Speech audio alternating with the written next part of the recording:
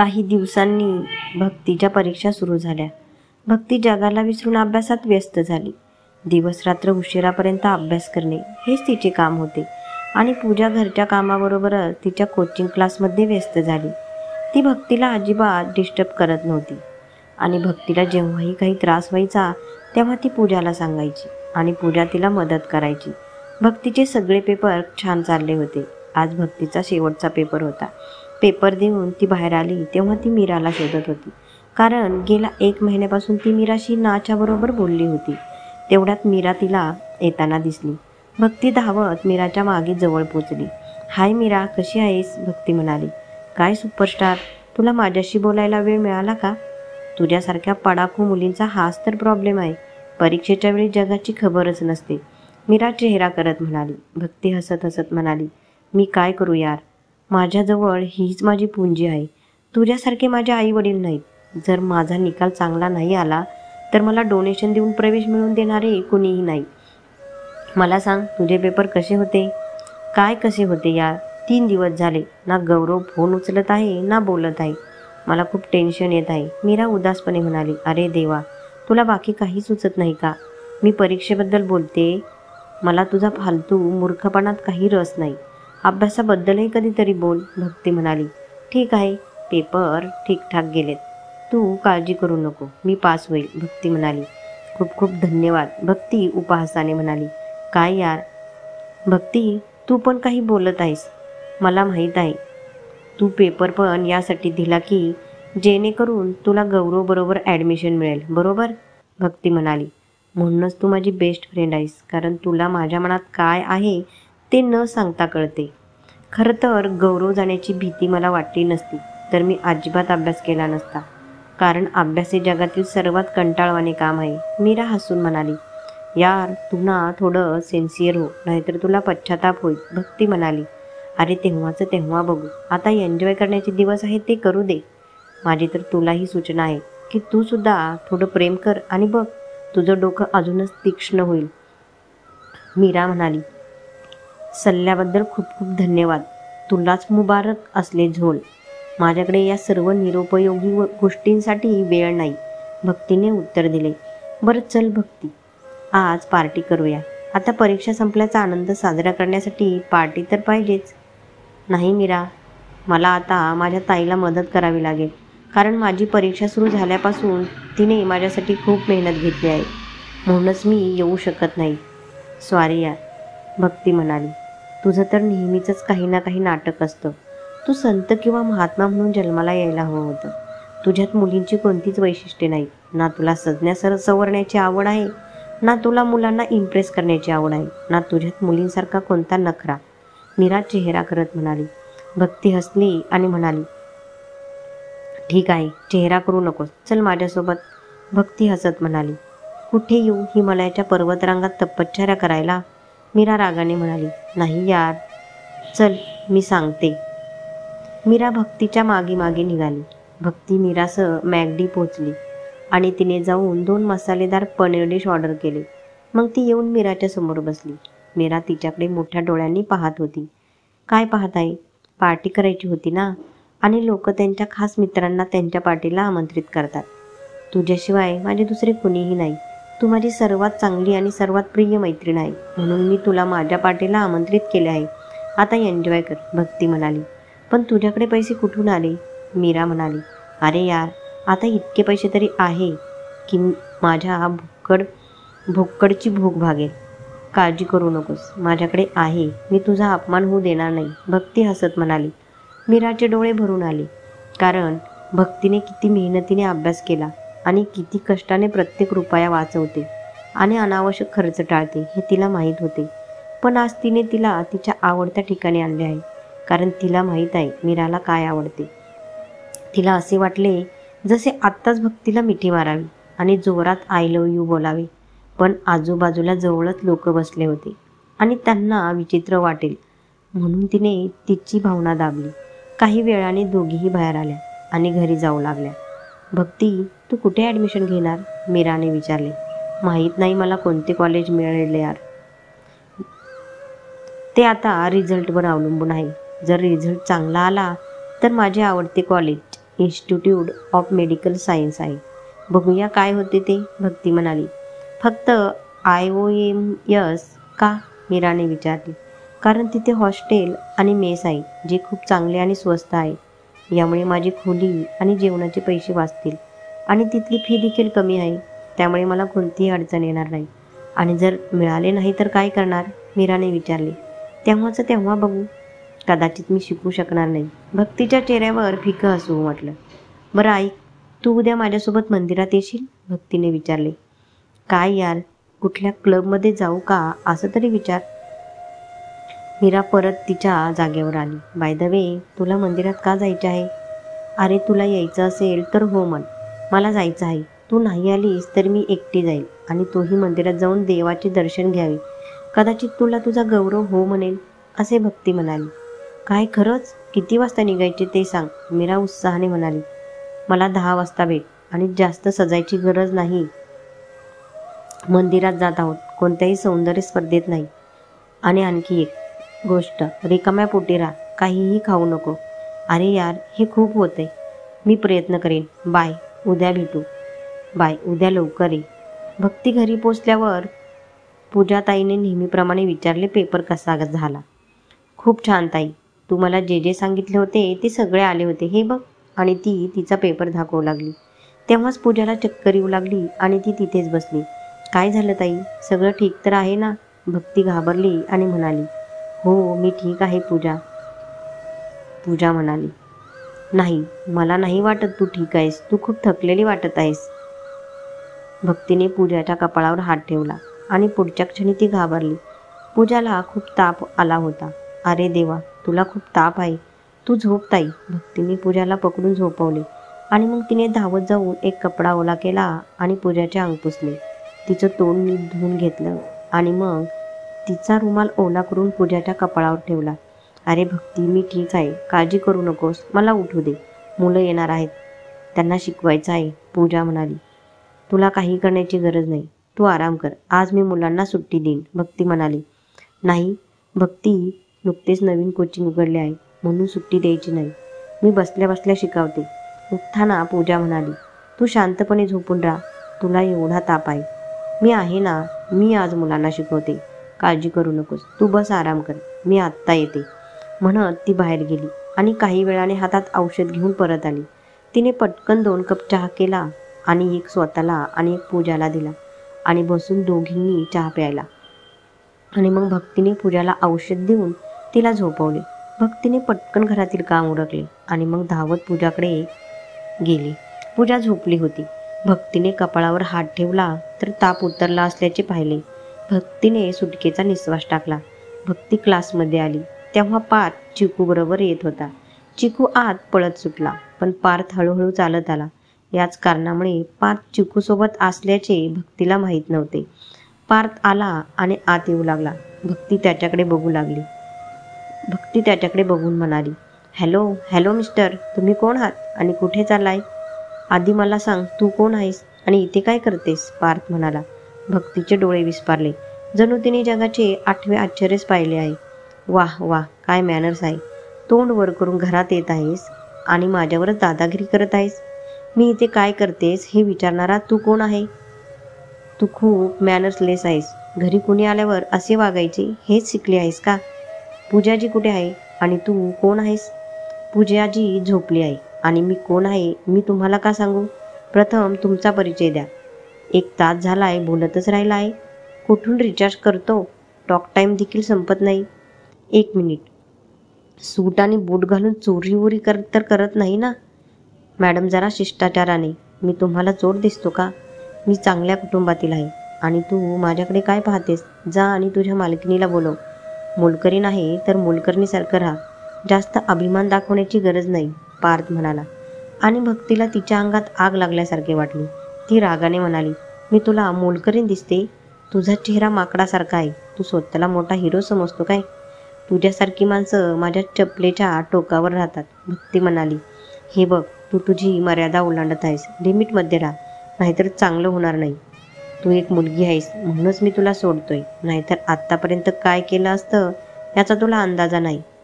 आणि आज मी खूप खुश आहे त्यामुळेच. तू पण वाचला आहेस, नाहीतर आत्तापर्यंत तू जमीन चाटताना दिसला असता. भक्ती तरी कुठे मागे राहणार होती. पार्थ आणि भक्ती दोघेही वाद घालत होते. त्यांचा आवाज पूजाच्या कानापर्यंत पोचताच पूजाला समजले की भक्तीने काहीतरी केले आहे. ती धावत आली आणि तिने पाहिले की भक्ती आणि पार्थ खूप वाद घालत आहेत. पूजाला पाहताच पार्थ पूजाला म्हणाला, कोण आहे ही पूजाजी? मी आल्यापासून ही माझ्यासाठी खूपच वाकडं बोलते. आणि भक्ती म्हणाली, ताई तू याला ओळखत आहे का? मी त्याचा परिचय विचारला आणि तो माझ्याशी बकवास बोलू लागला. कोण आहे हा? अरे भक्ती, हे चिकूचे काका आहे, पार्थ सर. चिकूला सोडायला आले आहेत. आणि पार्थ सर ही माझी छोटी बहीण भक्ती आहे. मला माफ करा सर, जर हिने तुम्हाला काही चुकीचे बोलले असेल तर. ते काय आहे सर? भक्ती थोडी रागीट आहे, पण मनाने खूप चांगली आहे. पूजा हात जोडून म्हणाली, अरे पूजाजी प्लीज, तुम्ही माफी नका मागू. ही माझी पण चूक आहे. मी तिला माझी ओळख करून द्यायला हवी होती. मी पण खूप बोललो. आय एम सॉरी भक्ती. पार्थ म्हणाला, मला पण माफ करा. मी तुम्हाला कधी पाहिले नाही, त्यामुळेच गैरसमज झाला आणि मी खूप बोलले. खरं तर आज माझी तब्येत थोडीशी खराब होती, म्हणून भक्ती म्हणाली मी मुलांना शिकवते, म्हणूनच ती क्लास घ्यायला आली आहे. अरे काय झालं पूजाजी तुम्हाला? फार सिरियस तर नाही ना? पार्थने घाबरून विचारलं. नाही सर, थोडासा ताप आहे. मी औषध घेतले आहे, आता मी बरी आहे. पूजा म्हणाली, ओके प्लीज, तुम्ही स्वतःची काळजी घ्या. मी आता निघतो. मी चिकूला घ्यायला येतो. तुम्ही आराम करा आणि काही गरज असेल तर मला सांगा. हो नक्कीच, थँक्यू सर. पूजा म्हणाली, तसे मी एक बोलू का? वाईट वाटून घेऊ नका. तुमच्यात आणि भक्तीमध्ये खूप फरक आहे. तुम्ही खूप शांत आणि शीतल आहे आणि ती आगीचा गोळा. असे कसे? पार्थ म्हणाला, ती पहिल्यापासूनच अशीच आहे, पण ती माझ्यावर खूप प्रेम करते. पूजा म्हणाली, तुम्ही आहेच तशा की कोणीही तुमच्यावर प्रेम करेल. पार्थ म्हणाला. आणि भक्तीला पार्थ अजिबात आवडला नाही असे ती म्हणाली. ताई उठून का आलीस? जा आराम कर. मी इथे आहे, मी सगळं सांभाळून घेईन. आज तर मुलांची खैर नाही. ठीक आहे, मी निघतो. पार्थने टोमणा मारला आणि निघून गेला. त्याला काय म्हणायचे आहे? मुलांची खैर नाही म्हणजे काय? मी मुलांना काही करेल का? माकड कुठलं, काय समजतो स्वतःला? पूजा भक्तीकडे बघत हसत होती आणि म्हणाली, तू कधी सुधारणार नाहीस भक्ती. उगाच पार्थशी भेटली. काही दिवसांनी अपेक्षेप्रमाणे निकाल लागला. भक्ती तिच्या शाळेत टॉप आली आणि जिल्ह्यात दुसरी आली. तिला खूप आनंद झाला, कारण आता तिचे IOMC सिलेक्शन होईल आणि तिथून ती डॉक्टरी पूर्ण करू शकते आणि ताईचे स्वप्न पूर्ण करू शकते. तिने ऑनलाईन प्रवेश अर्ज भरला. काही दिवसांनी तिचे लेटर आले आणि तिला दिल्लीला जायचे होते. ताई, मला ॲडमिशन मिळाले आहे आणि आता मला दिल्लीला जायचे आहे. भक्ती म्हणाली, मी बघेन, दादाशी बोलेन. पूजा म्हणाली, उत्तर काय असेल हे जरी तिला चांगलं माहीत असलं तरी तिने ठरवलं होतं की काहीही झालं तरी भक्तीला नक्कीच दिल्लीला पाठवायचं. संध्याकाळी दादा घरी आला तेव्हा पूजा त्याच्याकडे गेली. ती देवाला प्रार्थना करत होती की वहिनी तिथे नसावी, पण तिचे एवढे भाग्य कुठले? पूजा चहा घेऊन गेली. चहा तिथेच ठेवला आणि उभी राहिली. काही वेळाने वहिनी म्हणाली, आता का उभी आहेस? चहाचा कप नंतर घेऊन जा. वहिनी, दादाशी थोडं बोलायचं आहे. अभयने मागे वळून पूजाकडे पाहिलं आणि म्हणाला, हो काय बोलायचं आहे? बोल पूजा. पूजा काही बोलायच्या आधीच कावेरी वहिनी टपकू लागली. काय बोलणार आहे? पैसे पाहिजे असेल आणि अजून काय? पूजा म्हणाली, नाही दादा, मला पैसे नकोत. ते भक्तीचे सिलेक्शन मेडिकल कॉलेज दिल्लीमध्ये झाले आहे, त्यामुळे तिला दिल्लीला पाठवावे लागेल. म्हणूनच मी तुझ्याकडे आले आहे. डोकं फिरलं आहे का तुझं? तिला एकटीला दिल्लीला पाठवायला? काही वाईट झाले तर जबाबदार कोण असेल? तुला माहीत नाही एकट्या मुलीने राहणे किती धोकादायक आहे आजकाल? तशी तर खूप समजदार बनते. आता कुठे गेली तुझी समजदारी? कावेरी वहिनी भडकली. दादा, तिथे मुलींचे हॉस्टेल आहे आणि मेससुद्धा आहे आणि तिला डॉक्टर व्हायचे असेल तर तिला बाहेर जाऊनच शिक्षण घ्यावे लागेल. आणि राहिली गोष्ट भक्तीची, तर ती एकटी राहणार नाही. तिची मैत्रीण मीराही दिल्लीतच एका कॉलेजमध्ये प्रवेश मिळाला आहे, त्यामुळे तीही तिच्यासोबत राहणार आहे. प्लीज दादा, पूजाने रिक्वेस्ट केली. मी तर म्हणते की बाद झाला आता हे शिकायचं. तिला इथेच कुठल्या तरी कोर्सला प्रवेश मिळून द्या, नाहीतर ग्रॅज्युएशन करू दे. एकतर शिक्षणाला एवढा पैसा खर्च होतो आणि वर काही कमी जास्त झालं तर खानदानाची इज्जत धुळीला मिळेल. कावेरी वहिनींनी अजून हार स्वीकारले नाही. दादा, तू वहिनीला सांग 2 मिनिटे गप्प बस. असेच यांनी माझ्या शिक्षणाच्या वेळी बोलले होते. आणि आता भक्तीलाही. तुम्हाला काय हवे आहे? तुम्हाला काय प्रॉब्लेम आहे आमच्या दोघींचा? मी माझ्या दादाशी बोलते. तुम्हाला मध्ये बोलायची गरज नाही. आणि हो, पैशाची अजिबात काळजी करू नका. मी तुमच्याकडून ते मागायला येणार नाही, समजले का? पूजाचा पारा चढला होता आणि कदाचित पहिल्यांदाच तिला राग आला होता. किती रागाने पूर्णपणे थरथरत होती आणि चेहरा लाल झाला होता. स्वतःवर हजारो दुःख तिने सहन केली. तिने कधी तक्रार केली नाही, पण बहिणीवर वेळ आल्यावर ती गप्प राहिली नाही. इतके प्रेमळ नाते कुठे आहे इथे? कावेरी वहिनी पूजाचे हे रूप पहिल्यांदाच पाहत होती, कारण आजच्या आधी पूजाला कधीच इतका राग आला नव्हता. पूजा तरी काय करणार? आजही ती गप्प राहिली असती तर तिच्या बहिणीचे आयुष्य उद्ध्वस्त झाले असते आणि तिचे स्वतःचे स्वप्न मातीत मिसळले असते. त्यामुळे कदाचित पहिल्यांदाच ती इतक्या मोठ्या आवाजात दादाशी बोलली. अभय गप्प राहिला. तो काहीही बोलला नाही. आणि पूजाने अभयला शांत पाहिल्यावर ती म्हणाली, ठीक आहे, जसे तुला ठीक वाटेल, पण मी भक्तीला नक्की दिल्लीला पाठवीन. मग मला काही करावे लागले तरी चालेल.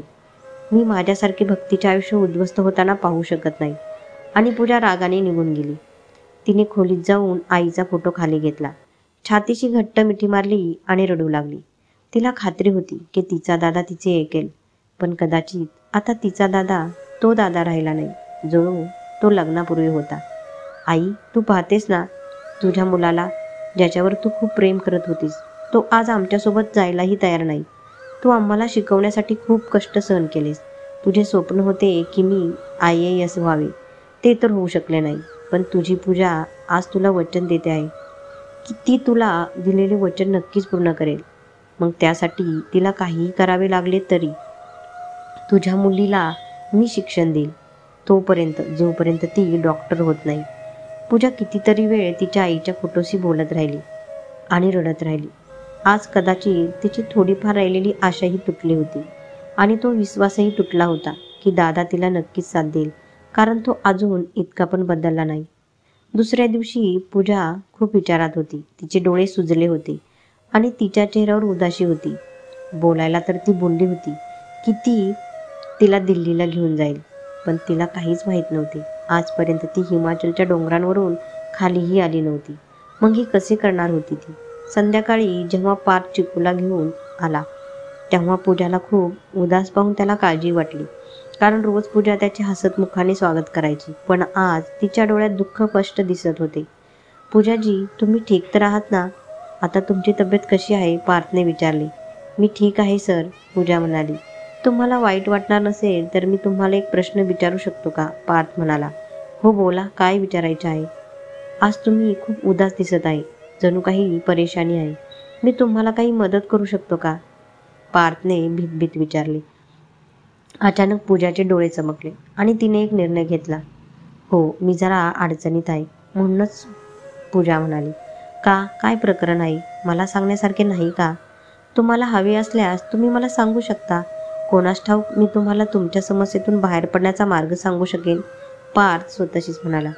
पूजा म्हणाली, खरं तर भक्तीचे दिल्लीत सिलेक्शन झाले आहे आणि दादाला काही तातडीचे काम होते. मी हिमाचलच्या पलीकडे कधीच गेले नाही, त्यामुळे तिला कसे न्यायचे हीच समस्या आहे, असे पूजा म्हणाली. बस एवढी छोटीशी गोष्ट, यासाठी तुम्ही काळजीत आहे? कधी जाणार भक्ती? 1 आठवड्यानंतर जायचे आहे, पूजा म्हणाली. तर ठीक आहे, तुम्ही बाकीचे सगळे माझ्यावर सोडा, मी व्यवस्था करतो. फक्त तुम्ही दोघी बहिणी तयार राहा, पार्थ म्हणाला. पण तुम्ही कसे? तुम्हाला प्रॉब्लेम होईल सर, पूजा म्हणाली. खरं तर मलाही पुढच्या आठवड्यात इंटरव्ह्यूसाठी दिल्लीला जायचं होतं. माझं रिझर्वेशन आहे. जर तुमची इच्छा असेल तर मी तुमच्यासाठी देखील करून देऊ शकतो. आणि मी यापूर्वीही दिल्लीला गेलो आहे, त्यामुळे तुम्हाला मदत होईल. ठीक आहे सर, जायचंच तर आहे. तुम्ही करा, मी आत्ताच डिटेल्स आणि पैसे घेऊन येते. 1 मिनिट प्लीज. अरे पूजाजी, मी करून घेतो. तुम्ही पैशाची काळजी करू नका. बस मला तुमची डिटेल द्या, कारण तसेही मला तुम्हाला चिकूची फी द्यायचीच आहे. पूजाने तिची आणि भक्तीची माहिती पार्थला दिली. पार्थने पूजा आणि भक्तीचे तिकीट बुक केले कथा आवडल्यास लाईक शेअर सबस्क्राईब करा. धन्यवाद.